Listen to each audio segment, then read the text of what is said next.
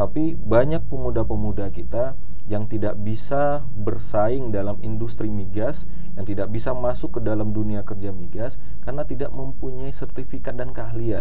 Kalau semua lowongan pekerjaan dibatasi oleh pengalaman kerja, kapan anak-anak kita bisa bekerja di sini gitu?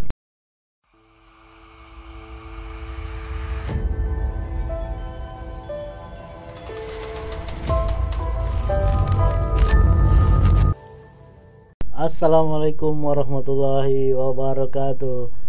Halo sahabat Republik Literasi. Malam ini spesial, narasumber kita, bintang tamu kita. Nanti bisa lihat sendiri siapa nih yang hadir di studio Republik Literasi. Ini dia. Halo, Pak Dewan. Anak muda luar biasa. Bang Surya Budiman. Iya. Ini manggil Pak Dewan atau manggil abang aja nih kita? Abang aja lah. Manggil abang. Kita kan santai kan. Kita santai, santai. Oke. Bang, terima kasih sebelumnya kami mengucapkan dari Republik Literasi udah mau hadir nih di kita nih studio yang sangat sederhana ini. Luar biasa. Luar biasa. Sayangnya ada satu. Apa bang? Kok baru ngasih tahu ada karya anak muda yang sangat luar biasa di Kota Duri ini. Ini harus kita support dan kita kembangkan ini. Alhamdulillah. Bagaimana kita berharap Republik Literasi bisa memberikan edukasi kepada masyarakat. Karena sekarang sudah zamannya digital. Oke bang, siap. Zaman-zaman konvensional sudah mulai ditinggalkan. Masyarakat mulai mencari informasi dari alat-alat digital. Jadi kita support. Oke bang, mantap. Jadi gimana sekarang bang? Apa kesibukan bang? Akhir tahun ini kami anggota DPRD disibukkan dengan reses, disibukkan dengan berbagai kegiatan lah, undangan-undangan dari masyarakat. Biasa bang, kita ditugaskan untuk melayani masyarakat. Anggota Dewan ini kan pelayan masyarakat. Turun ke ini ya bang ya? Turun ke dapil, ketemu konstituen, bagaimana mendengarkan. Jadi mengambil aspirasi dari masyarakat itu tidak hanya pada waktu-waktu reses. Ketika kita ada waktu luang, kita turun ke masyarakat, kita mendengarkan apa-apa saja keluhan masyarakat. Oke bang. Boleh agak ini bang, agak di dalam ini. Oh boleh bang, silakan. Di Komisi 3 ya bang? Iya, Komisi 3, Sekretaris Komisi 3. Luar biasa sahabat. Lo mantap kita nih. Fokus di Komisi 3 bang, apa aja tuh bang? Kalau kita tupoksinya atau kerjanya kita apa aja tuh bang? Di Komisi 3 ini ekonomi pembangunan. Ada beberapa OPD yang memang bersentuhan langsung dengan masyarakat. Iya, siap. Dari ada 10 OPD yang bermitra dengan Komisi 3. Iya, bang. Di antaranya yang bersentuhan langsung masyarakat itu adalah Dinas Perindustrian dan Perdagangan. Perindak itu ada bermitra dengan Komisi 3. Ya, terus ada lagi Dinas Koperasi. Ada lagi Dinas Penanaman Modal dan Pelayanan Satu Pintu, DPT SMP. Jadi pengurusan izin usaha itu juga ada OPD-nya di bawah Komisi 3. Kalau perusahaan bang, masuk ke kita nggak bang? Kalau perusahaan itu sebenarnya bermitra dengan Komisi 1. Disnaker itu. Disnaker itu berada di Komisi 1. Tapi ketika hubungan dengan perusahaan ini mengenai TJSP atau tanggung jawab sosial perusahaan, terus seperti kalau dulu dibilang itu CSR. Nah, CSR itu semua komisi terlibat di dalam itu. TJSP dengan CSR itu sama bang atau gimana bang? Kalau dulu dibilang CSR, saat ini dibilang TJSP, tanggung jawab sosial perusahaan. Tapi intinya sama, cuma cara pemanggilannya saja yang berbeda. Seperti itu. Kalau nggak salah nih, beberapa waktu yang lalu ada pertemuan di salah satu hotel di Duri dengan beberapa anggota dewan, ibu bupati, yang perusahaan ya bang ya. Itu kalau memang nggak salah dengar tuh masalah TJSP juga bang ya. TJSP. Pandangan abang nih sebagai sekretaris Komisi 3 dan selaku wakil rakyat yang waktu itu hadir. Hadir kan. Apa bang sekarang permasalahan TJSP yang abang lihat? Jadi kita sangat mengapresiasi terobosan-terobosan atau kinerja dari Bupati kita yang baru, Ibu Kasmarni.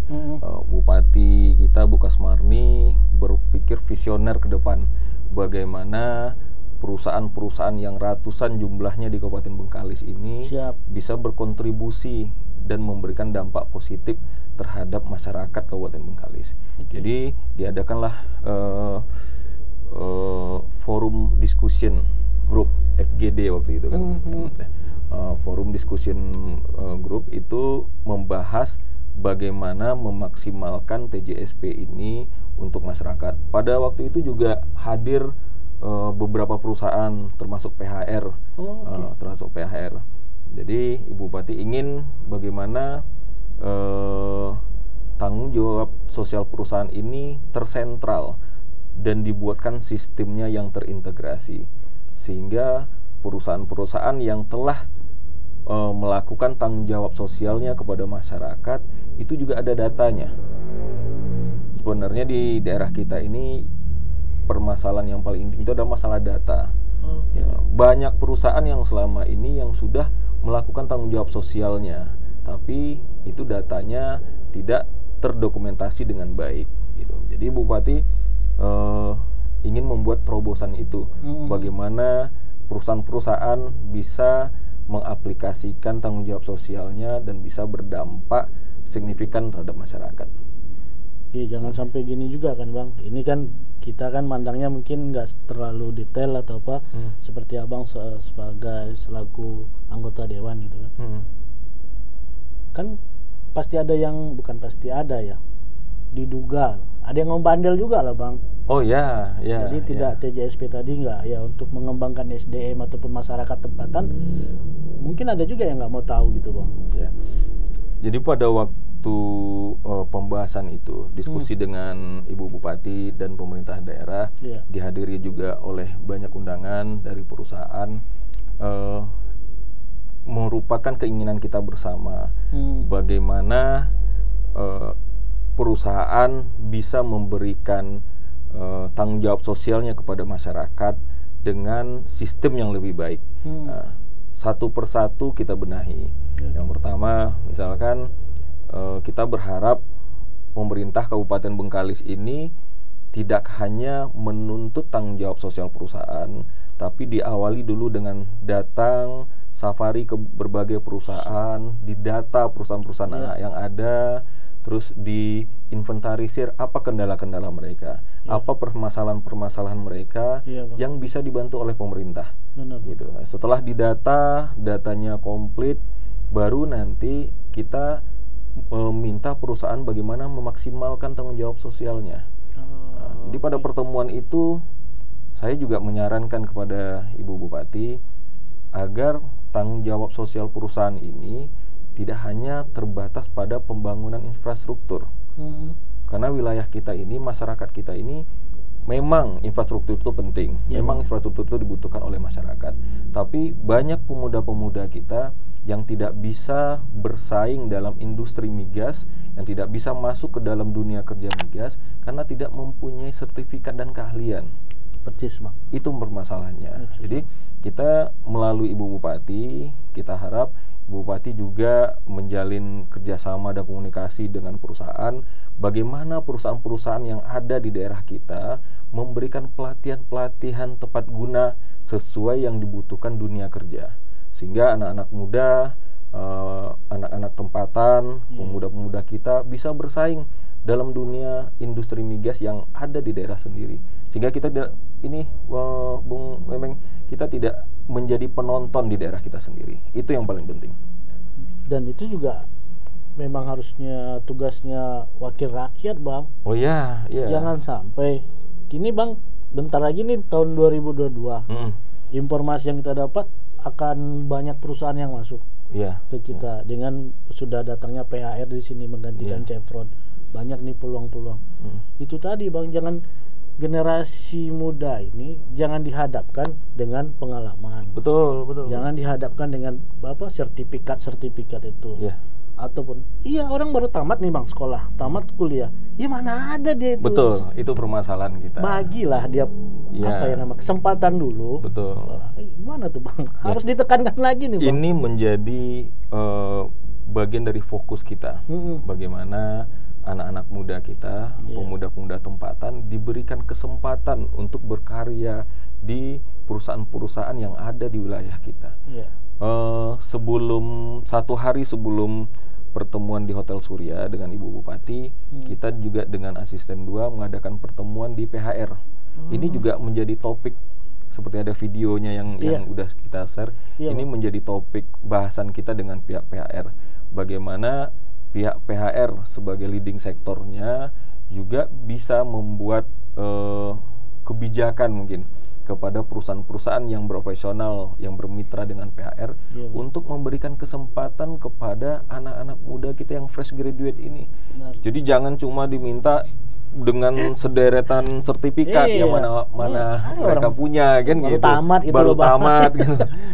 Ada kendala-kendala keuangan juga untuk mendapatkan sertifikat itu gitu, dan untuk pengalaman. Setidaknya kita menginginkan ada transfer knowledge. Jadi ada satu departemen misalkan dibawa nih anak-anak kita, anak-anak muda kita untuk diberikan kesempatan menimba ilmu juga di sana, untuk magang di sana, sehingga nanti mereka sudah mempunyai pengalaman. Kalau semua lowongan pekerjaan dibatasi oleh pengalaman kerja, kapan anak-anak kita bisa bekerja di sini gitu? Cis, Bang. Ya kalau nggak bisa, misalnya kalau kita pakai grade nih Bang ya, kalau dia belum bisa di grade A, ya turun lagi ya B. Persis C. seperti itu. Yang penting kesempatan dan peluang itu terbuka lebar untuk anak tempatan. Jangan sampai hanya jadi penonton gitu. Kayaknya Bung Bembeng ini udah cocok jadi anggota dewan nih. Sip. Jadi Bang ini kan maksudnya 2022 perusahaan banyak kendala Bang sebenarnya. Tadi kan kita juga harus fair ya Bang. Kita jangan hanya juga menuntut aja nih.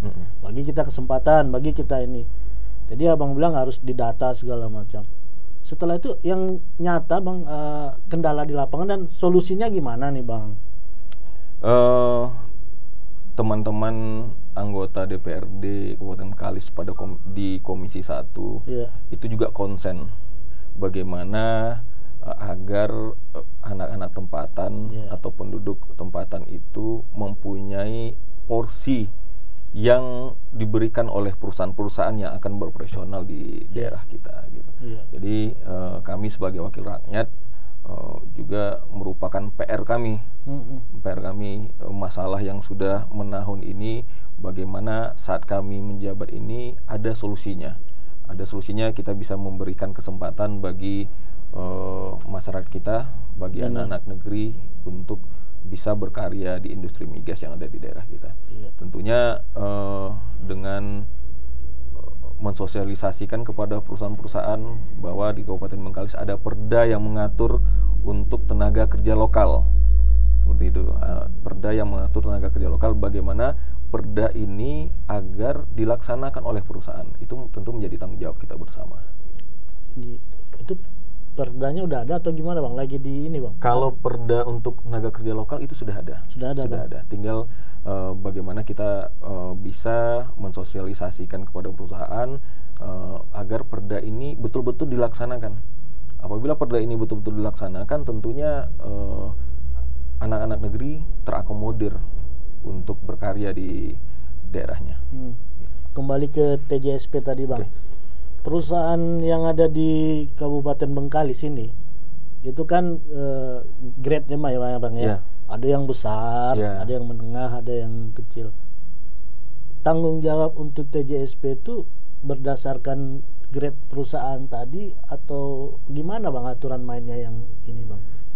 Kalau sepengetahuan saya tidak ada memang aturan misalkan perusahaan ini sekian persen dia harus berbuat, itu tidak ada. Cuma itu mungkin komunikasi antara pemerintah daerah dan perusahaan melalui OPD-OPD-nya, bagaimana perusahaan-perusahaan itu bisa berkontribusi dalam pembangunan Kabupaten Bengkalis. Itu tentunya disesuaikan juga dengan kapasitas perusahaannya.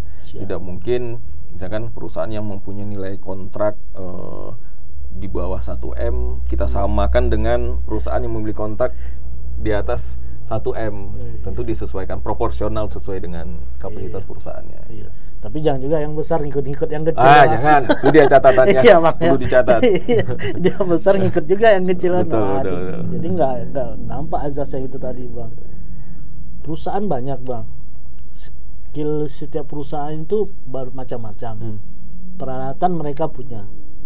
Memang ada bercerita sama teman, ide dia juga bagus gitu bang. Misalnya satu perusahaan kan punya alat misalnya untuk melas ini bang. Terus dia punya pekerja yang sudah bersertifikat. Betul. Dan perusahaan yang lain punya bidang skill yang lain.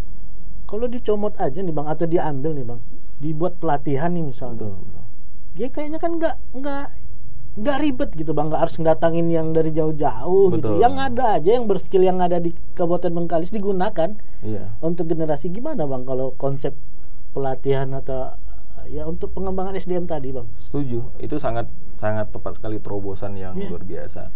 Seharusnya makanya tadi kita bahas di awal, perusahaan-perusahaan ini dalam menyalurkan TJSP-nya jangan hanya terfokus kepada infrastruktur dan pembangunan usaha-usaha saja. Selama ini kan perusahaan ada yang membantu infrastruktur, pembangunan gedung sekolah. Terus ada juga perusahaan-perusahaan yang ini yang tanggung jawab sosial perusahaannya mengadakan pelatihan usaha atau memberi bantuan modal. Gitu. Itu sudah bagus. Kita sangat apresiasi yang telah dilakukan oleh berbagai perusahaan tersebut. Tapi anak-anak kita, pemuda-pemuda tempatan juga butuh tambahan skill untuk bisa bersaing dalam dunia kerja. Nah, seperti tadi yang Bung Bembeng sampaikan, bahwa itu sangat tepat sekali. Banyak perusahaan dengan berbagai bidang proyeknya gitu, berbagai bidang setidaknya bisa juga mengirim instruktur untuk misalkan pelatihan welding. Untuk pengelasan gitu.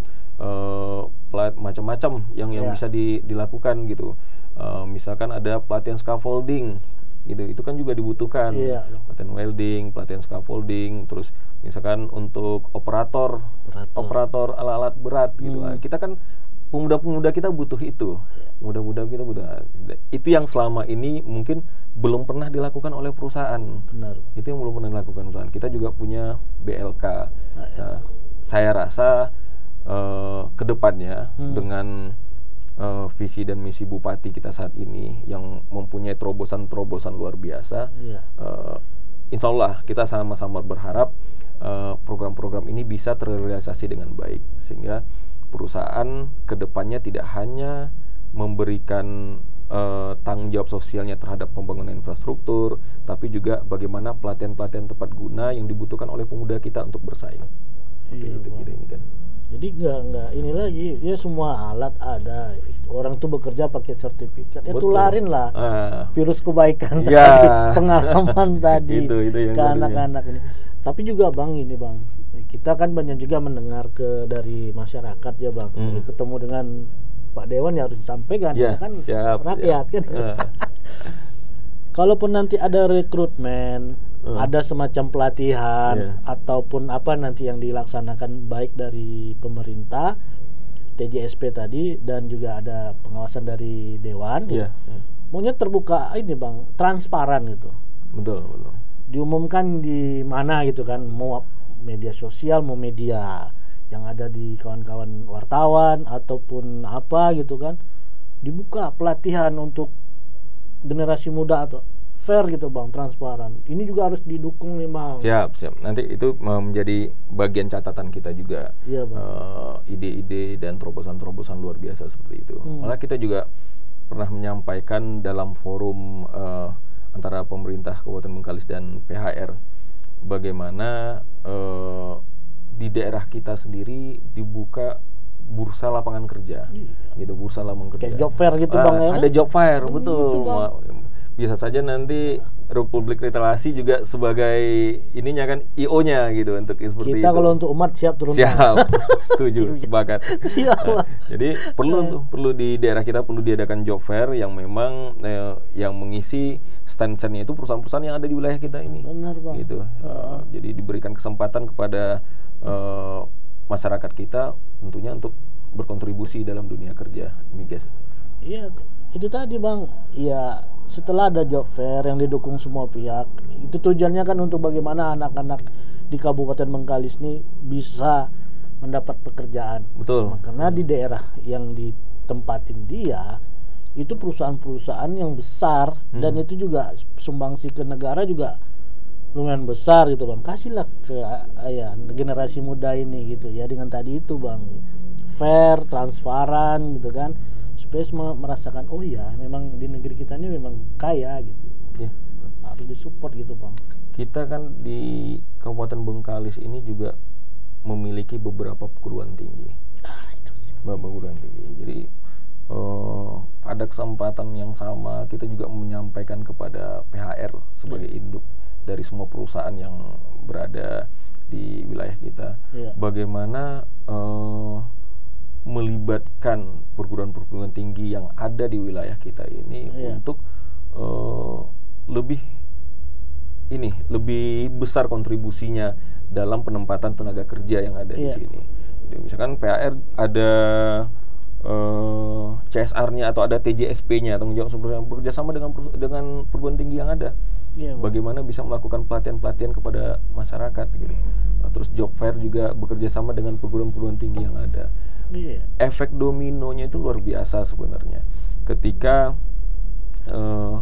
anak-anak kita, pemuda-pemuda kita, terutama yang lulusan dari perguruan tinggi yang ada di Kabupaten Bengkalis, mendapatkan lapangan kerja di daerahnya, tentunya ini akan mengharumkan nama perguruan tinggi ini yang ada di wilayah kita.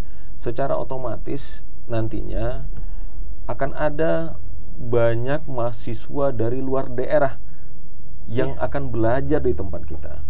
Secara otomatis juga tentunya perekonomian akan hidup, tempat-tempat kos-kosan akan hidup, seperti itu. Terus kunjungan orang tuanya akan ada ke sini, hotel-hotel akan hidup. Efek dominonya perekonomian akan hidup. Seperti di Jogja tidak punya minyak, tapi banyaknya pendidikan membuat perekonomian di sana bagus. Gitu. Di kita kan Bengkalis ada nih Polbank ya bang? Ada Polbank, ada Stein kan kalau di Bengkalis. Di sini juga ada Amik gitu. Itu bisa dimaksimalkan perannya. Kita bukan mau mengecilkan atau apa enggak bang? Tahun-tahun bimbing kuliah bang, selesai kan, abang kan kalau nggak salah tamat di Polban ya? Melihat video ataupun statement abang itu kan, dulu di perguruan tertentu kita belum selesai aja pekerjaan udah ini kan bang? Perusahaan-perusahaan tuh udah antri di depan kita. Gitu. Ini calon karyawan gua, calon itu. Nah itu bang, tularin lah bang ke sini bang. Itu sudah kita minta dan insya Allah kami anggota DPRD ini memang mengidentifikasi permasalahan yang ada di kita sekarang itu adalah susahnya lapangan kerja. Jadi banyak lapangan kerja di daerah kita, tapi kita masih kurang mendapatkan porsi yang maksimal untuk pendapatan lapangan kerja. Jadi kami terus berusaha dan bekerjasama karena ini menjadi PR kita bersama, terutama kami sebagai wakil rakyat. Ini adalah PR kami bagaimana masalah ini mendapatkan solusi dan jalan keluar yang win-win solution lah sama-sama. Ini kan sebenarnya tidak pekerjaan mudah, merubah tradisi juga bang. Perlu sinergisitas kan, dewan, betul, pemerintahannya kabupaten kan, apa namanya, LAMR, ya semua yang bisa mewujudkan ini menjadi lebih baik, kenapa nggak bersatu aja gitu. Tujuannya bagaimana tadi anak-anak tempatan yang ada di Kabupaten Bengkalis mendapatkan pekerjaan yang kalau bilang pekerjaan yang baik nanti lain lah, pokoknya mendapatkan pekerjaan yang sesuai yang layak lah ya, yang layak gitu bang. Betul. Jadi memang sekarang lagi banyak giat-giatnya LSM, terus ada juga LAMR yang memang giat sekarang memperjuangkan hak-hak pemuda-pemuda tempatan, hak-hak masyarakat tempatan. Kita support, kita support hal-hal positif yang dilakukan oleh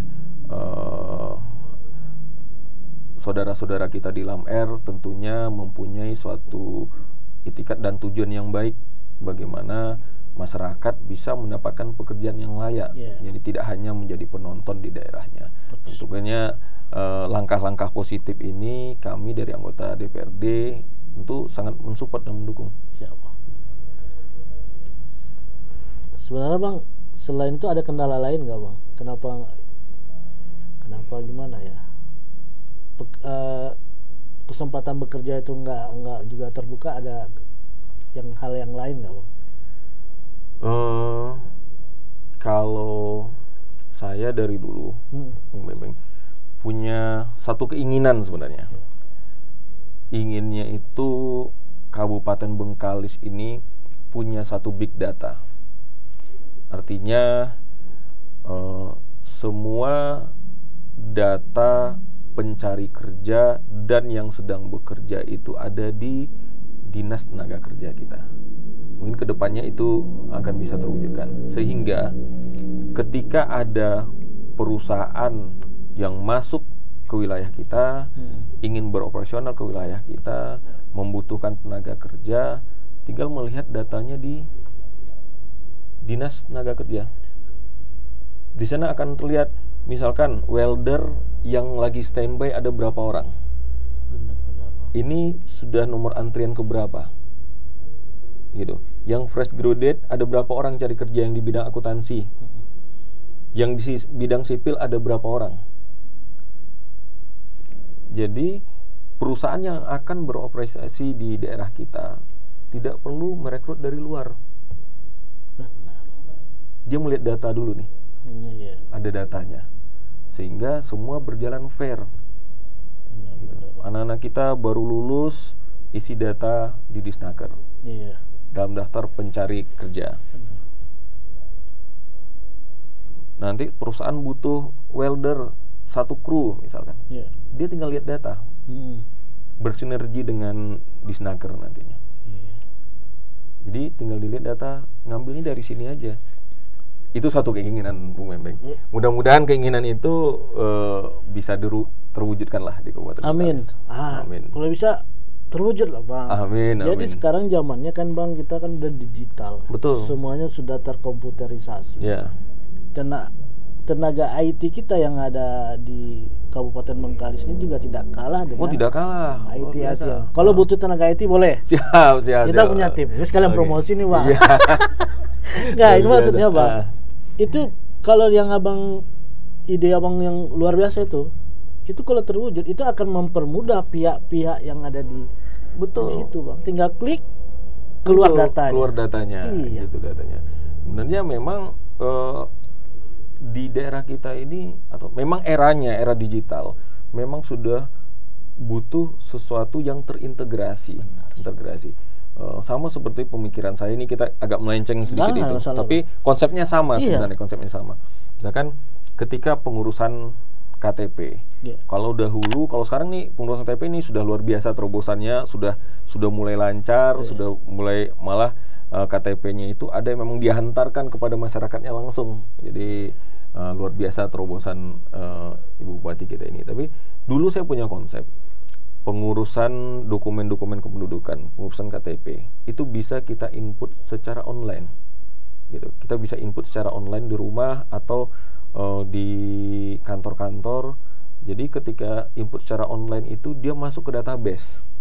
Misalkan si A, Ibu Sumini misalkan, Ibu ini memasukkan dokumen-dokumen pengurusan KTP tanggal berapa. Ibu Sumini ini nanti bisa melihat dia antrian nomor berapa, tanggal berapa KTP-nya akan jadi. Sehingga fair, tidak ada yang main belakang, yang ini sudah menunggu 1 bulan KTP-nya belum jadi-jadi. Tahu-tahu ada yang ngurus 1 hari karena ada orang dalam KTP-nya langsung jadi. Kita tidak ingin itu terjadi. Jadi dengan sistem IT yang terintegrasi, hal-hal seperti itu bisa diminimalisir. Jadi tidak bertanya-tanya atau tidak berpikiran negatif lagi kepada pemerintah, karena semuanya sudah tersistem. Akan terlihat, misalkan tadi Bu Samini, dia ngelihat masukin namanya, muncul KTP-nya 2 hari lagi jadi, tinggal dijemput. Sama juga apabila itu kita aplikasikan ke dalam dunia kerja tadi. Ketika misalkan ada satu anak muda yang dia baru wisuda, membutuhkan lapangan pekerjaan, datang ke Disnaker atau ngisi data secara online, masuk, nanti tahu terregistrasinya tanggal berapa, bulan berapa. Ketika perusahaan butuh tenaga kerja sesuai dengan bidang atau kapasitas pencari kerjanya, perusahaan nanti harus mengambil yang grade-nya di atas dulu. Dia akan fair kalau seperti itu. Jadi ketika misalkan ada yang ini sudah mencari kerja 6 bulan yang lalu, belum kepanggil. Ya. Ada yang baru lulus bulan ini. Benar. Ketika dia masuk, datanya tentu berada di bawah. Ya. Yang dipanggil tentu yang sudah lama antri. Gitu, Memang. Kalau sudah IT bermain tuh itu akan fair dan akan transparan. Kecurangan-kecurangan bisa kita minimalisir. Ya. Bisa kita mantap, Bang. Ini bisa panjang lebar gitu. Bisa panjang nih. Tapi ini kita salut dengan saya pertama apresiasi dengan Pak Dewan kita Safroni Untung, Bang. Yeah. Beliau juga mau ini. Dia berbicara gini. Kedua sama Bang Surya Budiman juga. Kita berharap juga bapak-bapak dewan yang lain yang mau bicara untuk masyarakat umum, ya kita terbuka, Bang. Siap. Sampaikan mau nyampaikan apa agar masyarakat paham. Begini kondisi saat ini. Yang sudah kita kerjakan kayak gini. Jadi tidak hanya kerjanya gitu-gitu aja katanya. Pas saat ini butuh kita. Jadi stigma yang kayak gitu, Bang, bisa pelan-pelan terhapus kalau bicara ke publik, ngasih tahu informasi gitu. Betul, Bang. Sepakat. Jadi ini juga hari ini saya sangat bersyukur nih Bung Bembeng undang hari ini ke studio yang luar biasa ini. Jadi ini menjadi suatu terobosan untuk edukasi kepada masyarakat. Iya, seperti ada informasi-informasi yang mungkin tidak sampai kepada masyarakat sehingga masyarakat berpikiran negatif dan keliru. Iya. Gitu, sehingga masyarakat berpikiran negatif dan keliru. Jadi tentu boleh dong Bung Bembeng, nanti lain kali bukan hanya Bung Bembeng yang meminta kami hadir di sini, kami minta dihadirkan juga boleh dong untuk misalkan tadi memberikan informasi kepada masyarakat agar informasi clear sampai kepada masyarakat itu. Niatnya dibuat Republik Literasi ini, Bang, memang untuk ke outputnya tuh ke masyarakat gitu. Mau bicara apa aja, mau diundang, mau kayak yang Abang bilang tadi, mau dibutuhkan atau nggak dibutuhkan, Abang yang misalnya ngasih tahu gitu, kami datang, nggak ada masalah. Kita siap asal ada informasi ke masyarakat yang mau disampaikan gitu. Kita udah ayolah berubah gitu, bukan berubah, maaf, Bang. Pelan-pelan kita ini memperbaiki masing-masing tugasnya. Kami ini sebagai ini jurnalis, sebagai podcast, sebagai apa gitu. Tugasnya dewan ini, tugasnya pemerintah ini. Kalau semua saling support dan mau bicara, itu akan tadi Bang, outputnya ke masyarakat. Oh iya, Pak Dewan kita sudah sejauh ini sudah bekerjanya kayak ini. Pemerintah kita bekerjanya sudah seperti ini. Jadi mau diapain lagi, Bang, orang udah bicara kan gitu, udah dilakukan. Masih itu. Makanya luar biasa medianya Republik Literasi ya. Jadi mudah-mudahan memang menjadi wadah bagi kami anggota dewan menyampaikan informasi kepada masyarakat gitu, karena keterbatasan kalau melangkah itu kan kadang-kadang ada batasannya. Benar. Ada batasnya. Tapi kalau informasi ini bisa viral, insyaallah bisa viral, tentu bisa menembus batasan-batasan yang ada gitu. Perlu banyak pembelajaran juga kepada masyarakat. Kadang-kadang masyarakat berharap anggota dewan ini lebih, padahal anggota dewan ini dia mempunyai tupoksinya beda. Kalau untuk pelaksana itu kan sebenarnya pemerintah. Pemerintah, anggota dewan ini ada legislatif. Jadi itu juga perlu diluruskan sebenarnya kepada masyarakat. Apa sih tugas anggota dewan ini sebenarnya? Gitu. Tapi harus mau bicara, Bang. Siap. Harus mau ngasih edukasi juga ke masyarakat. Jadi paham tadi, Bang. Kita siap, Bang. Republik Literasi dan Riau Lantang kan, Bang. Itu siap. Mau gimana aja, untuk masyarakat kita siap. Jadi apapun ceritanya tetap RL ya.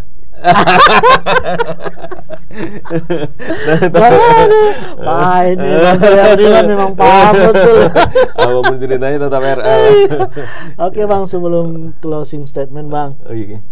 Apa, Bang, mau yang Abang sampaikan ke masyarakat, mau yang Abang akan capai di tahun 2002 nanti, mau yang sudah Abang capai, silakan, Bang.